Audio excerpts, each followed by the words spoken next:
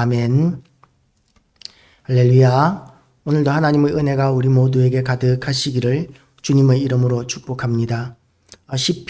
잠언은 지금까지는 이제 전체적으로 이 지혜로운 삶을 매우 열정적으로 이렇게 권면해 왔었는데 10장에 들어오면서부터는 이제 짧은 명언과 같이 이 속담이라든지 격언이라든지 이 사자성어라든지 이런 비슷한 짧은 문장으로 이렇게 교훈들을 그런 것을 이제 격언이라고도 이야기하죠. 좋은 말들을 이렇게 명언집처럼 이렇게 너무나 상식적인 이야기들을 우리에게 나열하고 있습니다.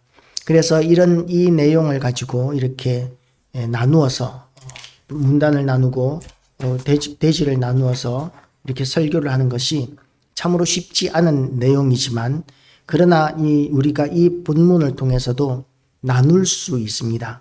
17절 말씀을 보면 훈계에 대한 말씀입니다.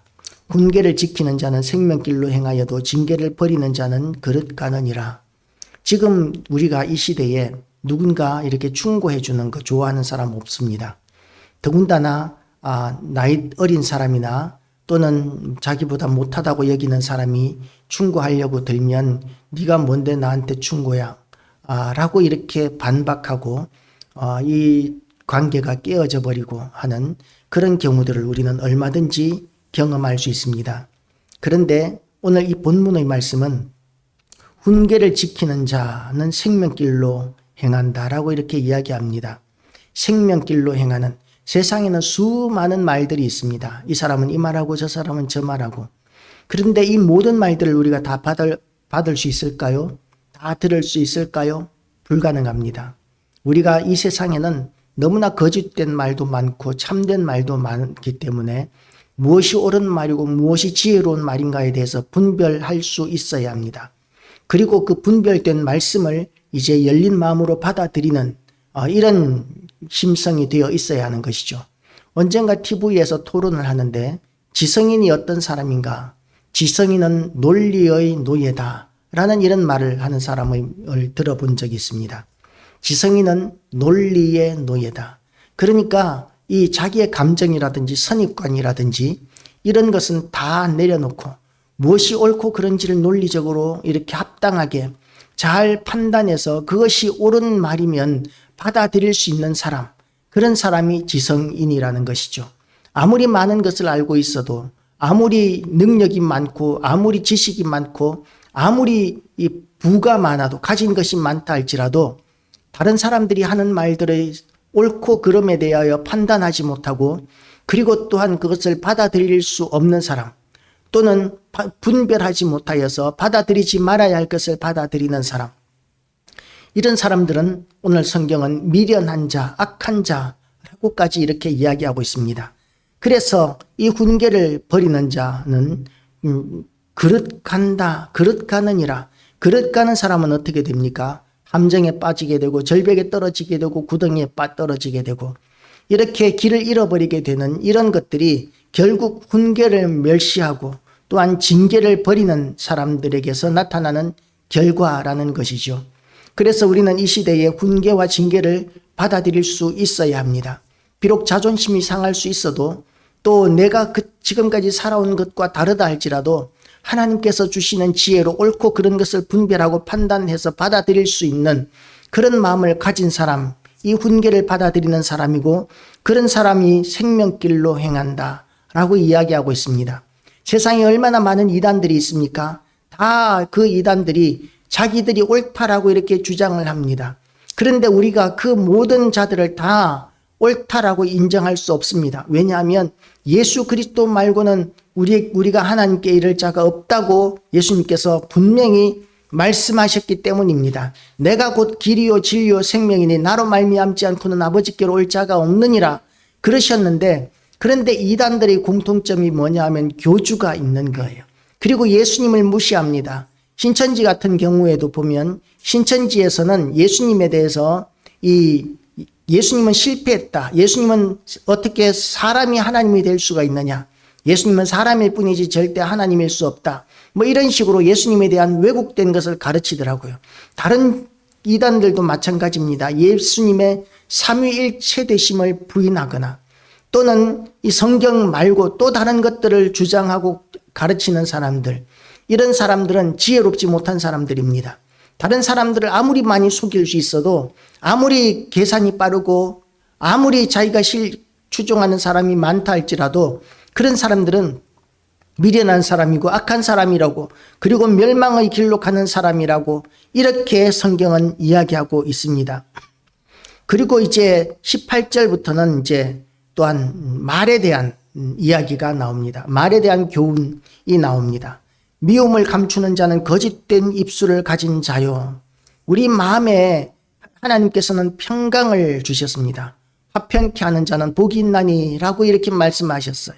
화평케 하는 자, 평강을 누리는 자, 하나님의 사람이라면 우리는 화평케 하고 평강을 누리는 사람으로 살아야 하는데, 그런데 마음속에 미워하는 감정, 미워하는 증오심을 그대로 품고 있으면 그런 사람들은 아무리 다른 사람들을 속일 수 있어도 그런 사람들은 거짓된 입술을 가진 자라고 이렇게 이야기합니다. 우리가 삼국지를 보면 삼국지의 그 모사들을 보면 전부 다 잘 속이는 사람이 모사들이에요. 제갈량부터 시작해서 사마의라든지 이런 정말 탁월한 이런 그 모사들을 보면 다들 자기의 속마음을 숨기고 다른 사람들을 잘 속이는 사람, 이런 사람이 가장 지혜로운 사람으로 그렇게 나열되고 있습니다. 그런데 오늘 성경은 뭐라고 하고 있느냐 하면, 미움을 감추는 자는 거짓된 입술을 가진 자요 라고 이렇게 이야기합니다. 삼국지에서 훌륭한 사람들은 거짓된 입술을, 거짓된 말들을 잘 사용하고 잘 속이는 사람, 이런 사람을 훌륭한 사람으로, 이렇게 뛰어난 능력 있는 사람으로 여기지만, 성경은 이런 거짓된 입술을 가진 자는 중상하는 자고 미련한 자라고 이렇게 이야기하고 있어요. 중상하는 자, 미련한 자, 다른 사람을 모함하고 또한 다른 사람들을 잘 속이는 사람, 지능이 얼마나 높아야 되겠습니까? 얼마나 똑똑해야 되겠습니까? 사기죄로 감옥에 가 있는 사람들 중에 머리 나쁜 사람은 하나도 없습니다. 머리가 나쁘면 절대로 다른 사람들을 속일 수 없기 때문에 그래요. 그런데 이 성경은 뭐라고 이야기하느냐 하면, 그런 사람들을 미련한 자라고 이야기하고 있습니다. 세상적으로는 아무리 똑똑해도, 아무리 실력이 많고, 아무리 머리가 잘 돌아가도 성경에서는 이런 자들을 미련한 자라고 이렇게 이야기합니다. 그리고 또한 이제 말에 대한 이야기가 계속됩니다. 말이 많으면 허물을 면하기 어려우나 그 입술을 제어하는 자는 지혜가 있느니라. 의인의 혀는 순은과 같거니와 악인의 마음은 가치가 적으니라. 그 말을 많이 하는 것, 이것도 조심하라고 이야기하고 있습니다.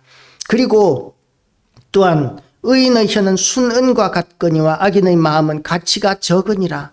같은 말인데, 한 사람의 생명이 온천하보다도 귀하다고 했으니까 똑같은 인격을 가진 사람인데도 불구하고 의인과 악인의 말은 가치가 다르다는 것이죠. 순은, 이 시대에는 은이나 금이나 거의 같은 굉장히 귀하게 여겨지던 시대였다고 봅니다.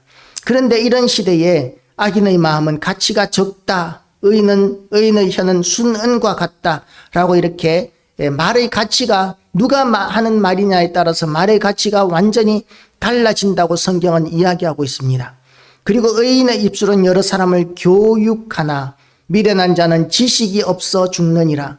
미련한 자가 어떤 자라 그랬습니까? 거짓말하는 자, 속이는 자, 모략하는 자, 이런 사람들을 미련한 자라고 이야기해요. 그런데 우리가 생각하기에는 어떻습니까? 이런 사람들 머리가 미련하면 절대로 사람들을 속이거나 거짓말할 수 없다는 것을 우리는 압니다. 거짓말 한번 하기 위해서 얼마나 머리가 잘 돌아가야 되는지 압니까?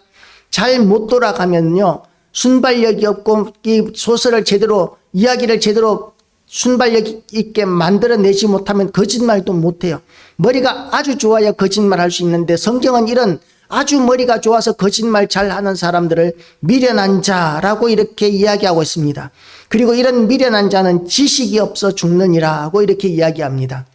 머리가 좋고 똑똑한 사람인데도 불구하고 지식이 없어 죽는다라고 이렇게 이야기하는 거죠. 왜냐하면 거짓을 말하는 사람은 하나님을 모르는 사람들이기 때문에 그렇습니다. 예수님을 모르는 사람들이기 때문에 그렇습니다. 예수님을 아는 사람들, 하나님을 아는 사람들은 정직하고 진실하게 살게 되어 있습니다. 그런데 예수님을 믿는다고 하면서도 교회 안에서도 얼마든지 거짓말하고 얼마든지 이렇게 다른 사람들을 모략할 수 있는 사람, 이런 사람들은 예수님을 제대로 알지 못하고 하나님을 제대로 알지 못하는 사람이라고 보아야 합니다. 우리가 하나님을 제대로 알고 예수님을 제대로 알면 절대로 우리가 진실되지 못하게 살 수가 없기 때문에 오늘 본문은 이렇게 이야기하고 있습니다. 그래서 의인의 입술은 여러 사람을 교육하나, 우리의 사명이 무엇입니까? 의인으로서 여러 사람을 교육하는 일들을 감당하는 것이죠. 그리고 미련한 자는 지식이 없어 죽느니라. 미련한 자는 지식이 없어 죽느니라. 우리는 지식이 있는 자임을 믿으시기를 바랍니다. 어떤 지식이 있습니까? 예수 그리스도를 아는 지식이 우리에게 있기 때문에 우리는 지혜로운 자입니다. 하나님께서 우리를 지혜로운 자라고 이렇게 인정해 주셨습니다. 그래서 우리 지혜로운 자, 하나님을 아는 자는 지혜로운 자이고 똑똑한 자이고 의인이라고 이렇게 성경은 이야기하고 있습니다. 그리고 또한 이런 사람들에게 하나님께서는 무슨 상을 주시느냐 하면 22절부터 보면 여호와께서 주시는 복은 사람을 부하게 하고 근심을 겸하여 주지 아니하시느니라. 이런 자들에게는 하나님께서 복을 주신다라고 이렇게 이야기합니다. 세상 사람들은 복을 원합니다. 우리나라도 복을 얼마나 좋아하는 나라인지 모릅니다. 왜 그렇게 복을 좋아했느냐 하면 그동안 복이 없는 나라였기 때문에 그래요. 우리나라가 이 반만년 역사 동안 얼마나 복이 없었는지 모릅니다. 보릿고개를 제대로 넘기지 못하는, 보릿고개만 되면 수많은 사람들이 굶어 죽어가는 역사를 가졌던 민족. 그래서 단군 이래 가장 부유한 시대가 지금 이 시대라고 이렇게 이야기합니다. 세종대왕 시대에도 극복하지 못했던 이 보릿고개가 완전히 사라져버린 그런 시대를 우리는 살고 있기 때문에 그렇죠. 그런데 이렇게 우리가 부유해졌다고 해서 우리가 다 행복해졌습니까? 배고프지 않고 이제는 보릿고개를 다 넘겼다고 해서 이제는 만족하십니까? 그렇지 않습니다. 왜냐하면 이 모든 것들이 다 하나님이 주신 것이 아니기 때문입니다. 물론 하나님께서 주신 것이 있어요. 그렇지만 우리가 누리는 모든 것들이 하나님을 알지 못하는 가운데서 우리가 누리는 것들 가운데 많은 것들이 하나님께서 주신 것이 아닐 수 있다는 것이죠. 하나님께서 주신 것이 아닌 것에는 꼭 고통과 또는 아픔과 또는 비극이 따라오게 되어 있습니다. 그래서 많은 사람들이 이렇게 무당을 하던 사람들, 점쟁이를 하던 사람들도 이런 이야기들, 그 사람들이 이제 예수 믿고 돌아온 사람들이 있는데 그 사람들 가운데서 이제 하는 이야기가 귀신을 섬겨봤더니 귀신은 하나를 주면 열을 뺏어간다라는 거죠. 그 귀신을 섬길 때는 다 줄 것 같이 이렇게 속이고 유혹하지만 막상 귀신을 섬기고 시키는 대로 다 하면 그러면 하나를 줬다가 10개를 뺏어가는 것을 경험하게 되고 그리고 이제 그 본인뿐만 아니라 그 집안과 자손 대대로 비극적인 너무나 불행한 그런 가정사가 이어지게 되는 것을 간증하는 것을 들었습니다. 하나님께서 주신 것이 아닌 것을 누리기 때문인 것이죠. 아무리 용한 무당이나 아무리 용한 점쟁이라 할지라도 하나님께서 주신 것이 아닌 귀신이 주는 것을 누리는 사람들은 절대 행복할 수 없습니다. 그리고 세상 사람들이 어떻습니까? 아무리 큰 기업을 이룬다 할지라도 아무리 또한 많은 돈을 번다고 할지라도 그걸로 말미암아 행복해지지 않습니다. 행복은 하나님이 주셔야만 행복한 것입니다. 근심이 없으려면 우리가 하나님께서 우리에게 주신 것이 아닌 모든 것들은 우리에게 근심을 줍니다. 그래서 하나님께서 우리에게 주시는 것만 소망하시기 바랍니다. 비록 우리가 지금 생각하기엔 어떤 사람들은 꿈을 크게 가져라 고 이렇게 이야기하지만 우리의 꿈은 우리가 보기에 우리의 욕심을 마음껏 펼치는 그런 꿈이 아니라 우리의 꿈은 하나님의 뜻을 이루어 나가는 것이고 하나님으로부터 은혜를 받는 것이 우리의 꿈이어야 합니다. 하나님께서 우리에게 주신 사명 감당하는 것이 우리의 꿈이어야 합니다. 그 꿈을 이루어 나가는 삶은 기쁘고 행복할 수밖에 없습니다. 근심할 것이 없어지게 됩니다. 그런데 하나님께서 주신 것이 아닌 것이라면 아무리 많은 것을 가졌다 할지라도 그것을 보존하는 것도 그것을 유지하는 것도 쉬운 일이 아니에요. 언제나 근심 걱정하고 두려워하고 그러는 가운데서도 그렇게 다 망해버리고 말아먹는 이런 경우들을 우리는 많이 보게 되는 것이죠. 그리고 또한 이런 미련한 자, 아까도 이야기했지만 지능이 딸리는 사람이 아니라고 그랬어요. 악한 자라고 그랬어요. 하나님을 알지 못하는 자라고 그랬습니다. 이런 미련한 자는 행악으로 낙을 삼는 것 같이 명철한 자는 지혜로 낙을 삼느니라. 다른 사람을 속여서 내가 어떤 유익을 누리게 되면 그걸로 말미암아 기뻐하는 사람들이 미련한 자입니다. 그런데 세상의 기준은 속이는 사람이 잘못이 아니라 속는 사람이 바보지라고 이렇게 이야기하는 사람도 있습니다. 그런데 성경적인 입장은 절대로 이런 사람들을 악한 사람들이라고 이야기합니다. 그리고 그 악인들에게는 그의 두려워하는 것이 임하거니와 의인은 그 원하는 것이 이루어진다라고 말씀하고 있습니다. 하나님께서 주시는 것이 근심 없이 누릴 수 있는 것이고, 그리고 또한 그로 말미암아서 의인은 원하는 것을 누릴 수 있게 되는 것이죠. 그런데 악인은 어떻습니까? 악인은 회오리 바람 가운데 날아가 버리는 그런 아무런 기초도 없는 부평초 같은, 그야말로 아무것도 아닌 먼지와 같은 그런 존재가 되어버립니다. 그래서 자기가 아무리 풍요로운 것을 누리고 아무리 많은 것을 소유하고 아무리 높아진다 할지라도 그것이 하나님으로부터 나온 것이 아니기 때문에 결국은 다 이렇게 사라져 버리는 것이죠. 그런데 의인은 어떻습니까? 의인은 영원한 기초 같으니라. 의인은 영원한 기초가 어떻습니까? 여기서 말하는 기초는 요동치 않는 기초를 의미합니다. 요동치 않는 기초가 누구입니까? 예수 그리스도가 요동치 않는 기초, 영원히 변치 않는 기초이심을 믿으시기 바랍니다.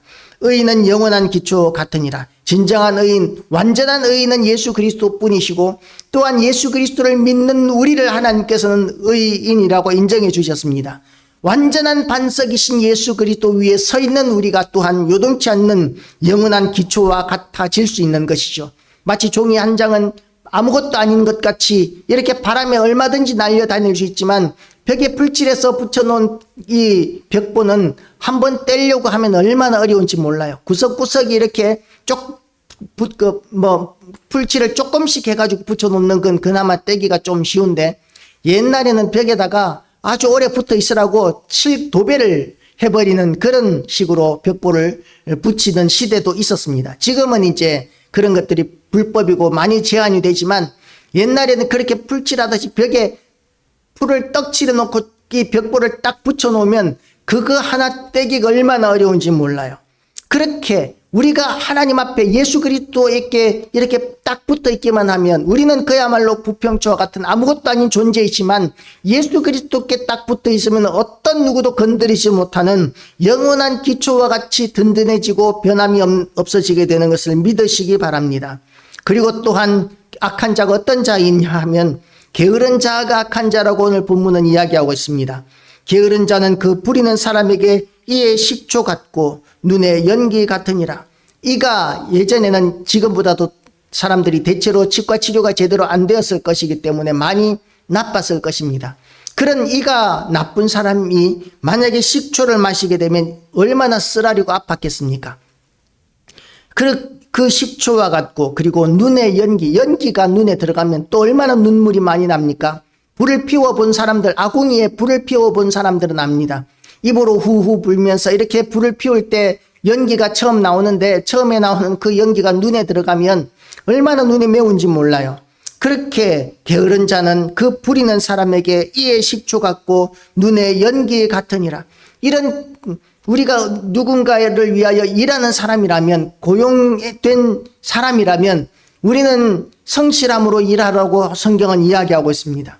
그래서 우리의 선한 행실을 보고, 우리의 착한 행실을 보고 하늘에 계신 우리 아버지께 영광을 돌리게 하라고 예수님께서는 말씀하고 계십니다. 그런데 만약에 우리가 게으름을 부린다면, 직장 생활에서 게으름을 부리고 딴짓을 하면서 우리가 우리의 편안함만을 추구한다면, 우리의 이익만 추구한다면 어떻게 하나님께 영광을 돌릴 수 있겠습니까? 그런 사람들을, 이 고용주들이 또다시 예수 믿는 사람들을 고용하려고 하겠습니까? 절대로 그러지 않을 것입니다. 그러면 점점 더 예수 믿는 사람들의 입지는 좁아져 가고, 그리고 예수 믿지 않는 사람들을 만날 수 있는 기회도 점점 더 사라지게 될 것입니다. 예수 믿는 사람들의 신앙생활은 어디에서 이루어지느냐 하면 가정 안에서 이루어져야 하고 세상 가운데서도 이루어져야 하는데, 그 세상 가운데서 이루어지는 그 신앙생활은 믿지 않는 사람들과의 만남 가운데서 이루어져야 합니다. 그래서 내가 예수 믿는다는 것을 숨김으로 말미암아 자유를 누리는 것이 아니라, 내가 예수 믿는 것을 드러냄으로 말미암아 사람들이 나를 신뢰하고, 그리고 나 때문에 예수님을 믿는 사람들이 많이 일어나게 되는, 이런 것이 바로 예수 믿는 사람들이 이 성실하게 살아가는, 하나님의 뜻대로 살아가는 그런 비결이라는 것을 우리는 명심하시기 바랍니다. 그리고 오늘 본문의 또한 중요한 말씀, 여호와를 경외하면 장수하느니라. 어떤 사람이 여호와를 경외하느냐 하면 지혜로운 사람이 여호와를 경외합니다. 아무리 지능이 떨어진다 할지라도 여호와를 경외하는 사람은 지혜로운 사람입니다. 왜냐하면 천국 가는 사람이기 때문에 그렇죠. 그러나 악인은 어떻습니까? 아무리 똑똑해도 여호와를 경외하지 않으면 미련한 사람이고 게으른 사람이고 거짓말쟁이고, 거짓의 아비는 마귀라고 그랬어요. 그래서 이 마귀와 거짓을 말하는 사람은 그 마귀를 자기의 아비로 삼는 사람, 마귀를 추종하는 사람이라고 성경은 이야기하고 있습니다. 그래서 여호와를 경외하면 장수하지만 악인의 수명은 짧아지느니라. 왜 짧아진다고요? 예수님을 믿는 사람, 여호와를 경외하는 사람은 영생을 얻는 데 비해서 악인은 여호와를 경외하지 않기 때문에 구원을 얻지 못하고 영생을 누리지 못하기 때문에 그 수명은 짧아지게 됩니다. 짧아지기 전에, 그 수명이 다하기 전에 그 악인들이 행해야 할 것이 뭐냐 하면 예수 그리스도를 영접하고 하나님 앞에 돌아오는 것, 그것이 악인들이 영생을 하게 되는, 생명을 얻을 수 있는 유일한 길이고, 우리도 또한 악인이었다가 그렇게 생명을 얻은 사람들이라는 것을 믿으시기 바랍니다. 그리고 의인의 소망은 즐거움을 이루어도 악인의 소망은 끊어지느니라. 이렇게 의인에 대한, 하나님께서 기뻐하시는 의인에게 하나님께서 이와 같은 복을 준다고 반복적으로 이야기하고 있습니다. 여호와의 도가 정직한 자에게는 산성이요 행악하는 자에게는 멸망이니라. 여호와의 도가 모든 사람에게 그렇게 아무것도 아닌 것이 아니에요. 우리에게는, 예수 믿는 우리에게는 산성이 되어줍니다. 우리가 이 땅을 어떻게 살아가야 합니까? 무엇이 옳은지 무엇이 그른지에 대한 판단 기준이 무엇입니까? 우리는 하나님의 말씀이 판단 기준이라고 여깁니다.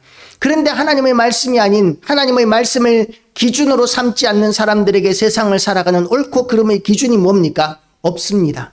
그래서 이때는 이렇게 이야기하고 저럴 때는 저렇게 이야기하고, 뭔가 이렇게 무엇이 옳은지에 대한 기준이 없으니까 갈팡질팡하면서 순간순간 그렇게 요령껏 살아가는 그 사람들, 얼마나 스트레스가 많겠습니까? 우리는 성경이 말하고 있는 옳은 대로 살아가면 되기 때문에 그렇게 신경 쓸 일이 별로 많지가 않습니다. 그리고 또한 그렇게 살아가면 하나님께서 책임져 주실 것이기 때문에 근심할 것도 별로 없습니다. 그런데 세상 사람들은 어떻습니까? 하나님을 알지 못하는 사람들은 무엇이 옳은지 그른지에 대한 기준이 없기 때문에 갈팡질팡하는데, 그렇게 갈팡질팡하면서도 얼마나 두려워하고 근심하고 불안한 가운데서 살아가고 있는지 모릅니다. 그래서 여호와의 도가 정직한 자에게는 산성이 되어주는 반면에 행악하는 자, 어떤 사람이라고요? 예수님을 알지 못하고 하나님을 알지 못하는 사람은 행악하는 자라고 성경은 이야기하고 있습니다. 이런 사람들은 멸망으로 들어가게 된다고 성경은 이야기하고 있습니다. 의인은 영영이 이동되지 아니하여도 악인은 땅에 거하지 못하게 되느니라. 의인의 입은 지혜를 내어도 패역한 혀는 배임을 당할 것이니라. 하나님은 지혜의 근본이라고 말씀하고 있습니다. 그래서 지혜가 부족하거든 후히 주시고 꾸짖지 아니하시는 하나님께 구하라 하고 이렇게 이야기합니다. 그런데 아무리 지능이 높아도, 아무리 지식이 많아도 하나님을 알지 못하는 사람들은 패역한 혀를 가진 사람이고, 이런 사람은 배임을 당할 것이니라, 죽임을 당할 것이라는 것이죠. 거짓말을 하면 한두 번은 속일 수 있습니다. 그런데 거짓말이 들통나면 어떻게 됩니까? 생명을 잃을 수도 있고, 적어도 신뢰를 잃어버리기 때문에 그 사람의 말을 믿을 수 없게 되는 것이죠. 그래서 의인의 입술은 기쁘게 할 것을 알거늘 악인의 입은 패역을 말하느니라. 무엇이 기쁨이 됩니까? 생명을 주시는 예수 그리스도가 우리에게는 기쁨이 되고 소망이 되고, 그리고 우리의 믿음의 대상이 되는 것이죠. 그 예수 그리스도를 믿는 자들에게는 하나님께서 예수 그리스도께서 말씀하신 그 기쁨, 내가 너에게 주는 평강은 평강이라고 말씀하시면서 영원히 요동치 않는 평강, 영원한 평강, 환경에 움직이지 않는 영원한 평강, 그런 평강을 우리는 예수님으로부터 받은 자들임을 믿으시기 바랍니다. 그래서 우리는 이 땅에서 예수 믿는 사람들, 하나님의 사람들의 심령 가운데는 이 땅 가운데서 더 많은 것을 누리려고 아둥바둥하지 않습니다. 만약에 교회 다니는 사람 가운데서 그렇게 세상 것들을 더 많이 쌓아놓기 위하여 아둥바둥하는 세상 사람들과 똑같은 가치관으로 살아가고 있는 사람이 있다면 그 사람은 미련한 사람이고 그 사람은 예수님을 아직 알지 못하는 사람이기 때문이라고 보아야 합니다. 하나님께서 택한 사람, 지혜로운 사람은 의인이라고 인정함을 받은 사람은 하나님께서 주신 것에 만족할 줄 아는 사람이고, 불완전하기 짝이 없는 앞이 보이지 않는 미래에 대하여 하나님께 온전히 맡기고 근심을 하지 않을 수 있는 그런 믿음을 가진 사람, 그런 마음을 가진 사람들이 의인입니다. 그래서 평강을 누리게 되는 것이죠. 왜냐하면 불안하기 짝이 없는 미래라 할지라도 하나님께 맡겨놓았기 때문에 걱정하거나 두려워할 것이 없기 때문에 이런 사람들은 의인이 되는 것입니다. 그런데 악인은 어떻습니까? 악인의 입은 패역을 말하느니라. 듣기만 해도 기분이 나빠지는 말들. 우리는 본능적으로 하나님의 형상으로 만들어졌기 때문에 이렇게 악인의 말을 들으면 다들 기분이 나빠지게 되어 있습니다. 그래서 우리는 이런 하나님 앞에서 의인의 입으로 쓰임을 받게 되기를 결단하는 모든 교회와 성도 되시기를 축복합니다. 하나님께서 우리를 사용하셔서 위대한 일들을 이루실 것입니다. 지금은 우리가 비록 보잘것없다 할지라도 영원한 나라에서 우리가 누릴 수 있는 것을 바라보고 소망할 줄 아는 모든 교회와 성도 되시기를 주님의 이름으로 축복합니다.